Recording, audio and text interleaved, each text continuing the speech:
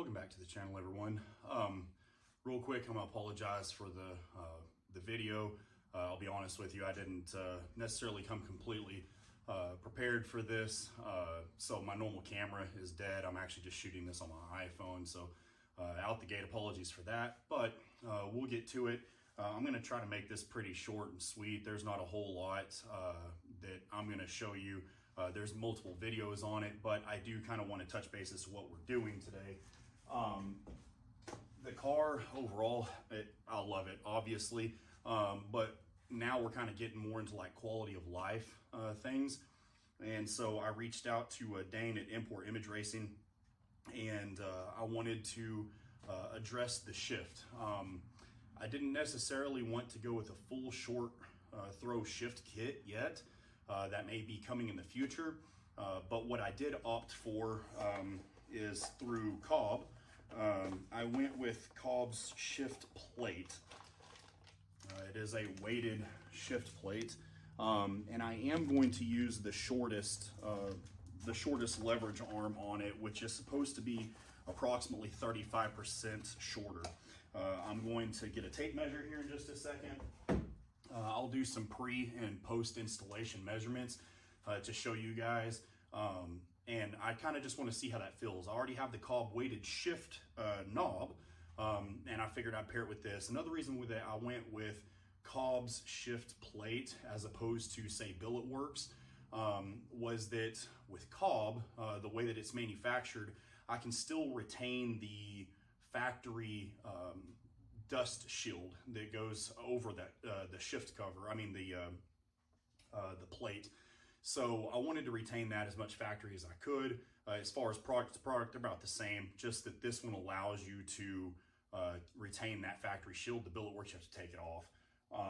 So I opted for that, but I am going to pair it while I'm there.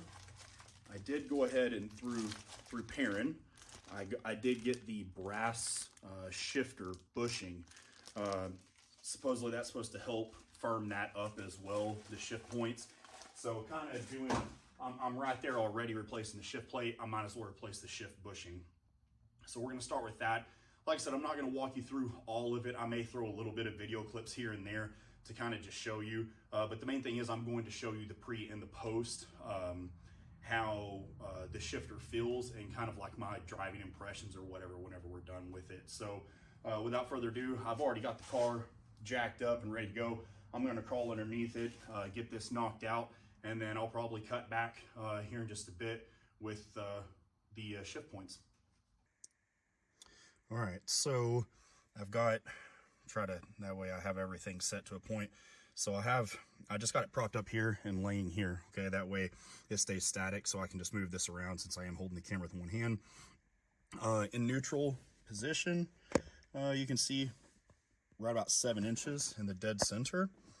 And if I go up into third, the front of it is about 4.5, about 4.25, right? So we see the front of it is roughly 4.25. We'll come back. That's neutral. Dead point is about 7. And then we'll come down into fourth. And you can see the rear, it's right around 9 3/4, give or take. So that'll give us our starting point, okay? This is without anything. So we're going from 4.25 to 9 3/4. All right, just to show you guys, if you do have the Cobb plate, they do supply some Loctite with this. We're going to put just a small dab on the threads here, and we're going to run it in. As I explained earlier, I am going to use the shorter. If you use this first pin, it's 15% shorter shift, and if you use the inner pin, the one closest to the dowel hole here, that's supposed to be 35% shorter throw. So we're going to use that one. So we'll apply just a little bit of Loctite here. We'll run it in, and we're going to snug it down with a 13 millimeter wrench. Real quick to kind of cover the tools that you're going to need to do this, guys. You'll need a hammer. We're going to use this to knock the dowel pin out and, of course, back in. You're going to need yourself a set of punch pins. For this job, you don't need anything crazy good. The biggest thing that you need is you need one that is 3/16, and then of course one that's bigger, right? The 3/16 is going to be the one to knock the pin out, and then you want a bigger one to flush it back in, okay? You're going to want a 12 millimeter wrench. I happen to have a ratcheting, you don't have to. I have a 14 millimeter ratcheting wrench along with a 14 millimeter socket, just a screwdriver just in case we need to pry something out, and then a pair of needle nose pliers. I can't find my needle nose pliers, so I have my needle nose vice grips. They'll do the same job, and that should be just about all that we need to get this in and out. All right, see if I can explain this real quick. So here and here are two 14s, and then on the opposite side, same thing, two 14s, and we're gonna take those out, and then right up there, as well as right underneath, right there is 17s. So there's two 17s, so one there, and then these four 14s, and then there'll be two more 14s right here. We're gonna unbolt those, and then we can drop this entire cross member section completely out. One more thing, while we were up underneath here, of course, I've got these out and these sides out. I forgot to mention that we do need to take these two heat shield bolts out. These are where the 12 millimeter is at, so there's gonna be one here and one there. Okay, so you can see we've dropped that cross member out. So just for reference, this is the rear of the car, okay? And this over here is the passenger side, that's the driver's side, so this gives you full reference and orientation. We're gonna need to take this plate out here, so that's gonna be a 12 millimeter here, a 12 millimeter here, and then we're gonna need to take this dust shield off, okay? And that's a 12 here, here, and one up there, okay? So it should be 5 bolts, and those will come out, and I'll show you what that looks like. Okay, this is now slid off. When I slid it off, there's a washer on this side. It just comes right off. So now what we need to do is we need to free this plate up so that this can come out of the way, okay?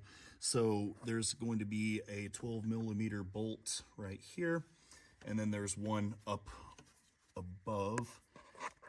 It's gonna be right here where my finger's at. It's right behind this cable, right up above it. It is 12 millimeter on both of those. We're gonna get those out real quick, and that will drop this whole plate out of the way. All right, so we got that out. You can see it's just hanging down over there. We'll come back and address the bushing here in a minute. But we're going to get to the plate now. You see right there, that dowel. This is what we're going to use our 3/16 punch for. I recommend that you pull this down, and then that will, you can see it more aligned, the dowel pin with us. And then we're gonna take our hammer in that 3/16 and drive that out. I am going to tell you real quick that once I removed this, I now have more access up here, and I can get to that 12 millimeter bolt to get this heat shield off. So I am gonna go ahead and do that real quick before I try to drive this out. So go ahead and take that heat shield off, but take this out first, and that definitely helps you get to all of this. But when you do, like I said, when this falls out of the way, you can then reach up and you can feel the bolt. It's like right here where my finger is, it's directly behind it, okay? You'll be able to get in there with your 12 millimeter wrench. So I'm gonna get that out, and then I'm gonna knock this dowel pin out. All right, so I got the factory plate out. Honestly, the dowel, I've heard a lot of people talk about this was a pain in the ass. The dowel really wasn't all that bad for me to get out. Just make sure that like I said, to pull this down in 3/16 and drive it through is pretty straightforward. So you can see the factory compared to the aftermarket here.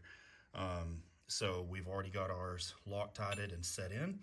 So I'm gonna take my pin and I'm gonna kind of tap it in just slightly ahead of time. That way it is already somewhat retained in there. And then whenever I slide it on, I can take my bigger punch on this side and drive it the rest of the way through. Just show you what I mean. I did take the roll pin and I kind of tapped it in there, but you see it's nowhere near all the way in. That way we can slide it on. We're not going to hang anything. And then you can see my, my bigger punch here is considerably larger, right? And then that way we can drive this all the way in and flush. Okay, so we got the new one back up in there, and the roll pin is set flush. Just remember, guys, with this roll pin, both going out and in, right? This isn't like your prom date, man, where you're just out to just smash. Okay, you gotta take it easy and tap it slow and make a little love to it. All right, man, just don't come swinging out the gate and smash the shit out of it, because you will fuck it up. Pretty simple. So just be easy, and it goes right in, no problem. So now we're going to tackle this. Now, since this is down and out, we're just going to take a pair of pliers and then just pry this one out to get our new bushing back in. Okay, so you can see we've got it out. Perrin with their bushing is nice enough to supply a little bit of lube. And you know, it's always courteous, guys, to make sure it's a little lubed up before you go slamming it in dry. So keep that in mind, and then we will just press this right back in. And as you can see, I've got it back up in there. You want to put the flat side of the bushing to the inside, because the outside will have this retention washer, okay? And then the retention washer, and then we put the cotter pin back in, and we should be set up. And then we're just gonna start bolting everything back up the way we took it out, okay? I'm gonna spare you all that, and we'll just cut to the end.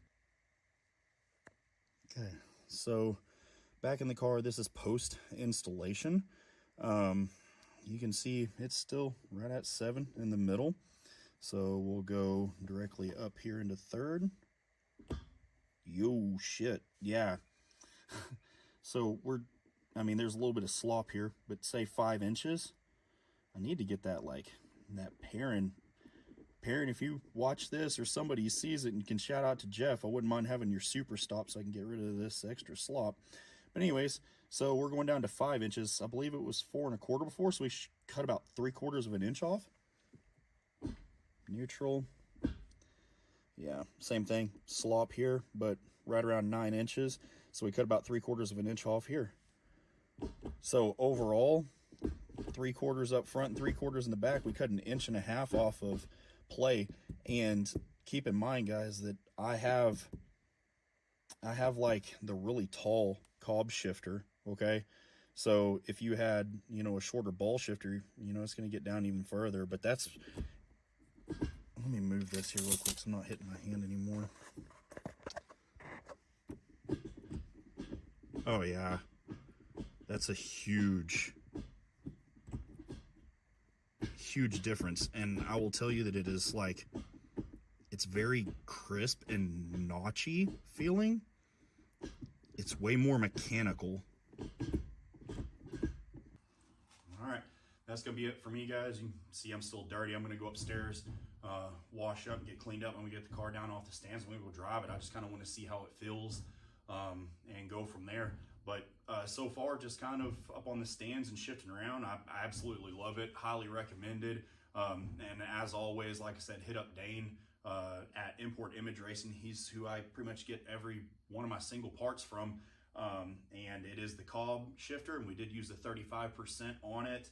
But definitely a huge upgrade, both in the hand, like the actual notch mechanical feel, as well as the actual distance. I don't think, as of right now, I really don't have a plan to go with the short shifter. I don't really mind the travel, the factory travel, but having this down just a little bit lower definitely made a big difference for me. So huge upgrade, definitely recommended. Very easy to do. I would say somewhere it took me, if I had to guess, somewhere around an hour. I don't really know exactly what time I started or what time it is now, but it is around an hour to do it. And with simple tools, it really doesn't take anything special, guys. So hopefully you liked the video. Thumbs up if you do. Comment down in the section if you guys want to see anything else in the future. And stick around for the next videos that we got coming out. Till then, peace.